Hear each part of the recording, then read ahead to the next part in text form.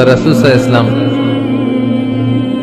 কোন একটা মজলিসে একজন আনসারী সাহাবীর ব্যাপারে ঘোষণা দিল, বলল এখন যে সাহাবী এসে বসবে সে সাহাবী জান্নাতি। আনসারী সাহাবী এসে বসলো, সবাই তো অবাক, আমাদের কারো ব্যাপারে বিশ্বনবী এই কথা বলল না, এই আনসারী সাহাবী জান্নাতি। আবার কয়েকদিন পরে আরেকটা মজলিসে বিশ্বনবী আবার ঘোষণা দিলেন, এই মুহূর্তে এমন একজন সাহাবী এসে এইখানে বসবে, এই সাহাবীটা জান্নাতি। সবাই খেয়াল করে দেখলো, আগের মজলিসে যেই লোকটাকে বিশ্বনবী জান্নাতি বলে ঘোষণা দিয়েছে, আজকেও ওই সাহাবী এসে ওই জায়গায় বসেছে।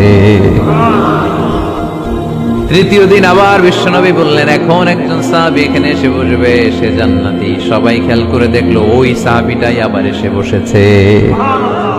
সবাই অবাক, কি আজীব, কি আছে এই সাহাবীর মধ্যে, যে সাহাবীর ব্যাপারে খুব বিশ্বনবী তিনবার ঘোষণা দিলেন যে সে জান্নাতি। সবচেয়ে বেশি অবাক হয়েছিলেন সাইয়েদনা আব্দুল্লাহ ইবনে আমর ইবনে আল-আস। মনে মনে ভাবলেন, এটা তো চারটেখানে কোনো কথা না, বিশ্বনবীর অ্যানাউন্সমেন্ট। দুনিয়ার বুকে বিশ্বনবী তিনবার এই আনসারী সাহাবীকে জান্নাতি বলে ঘোষণা দিয়েছে, নিশ্চয়ই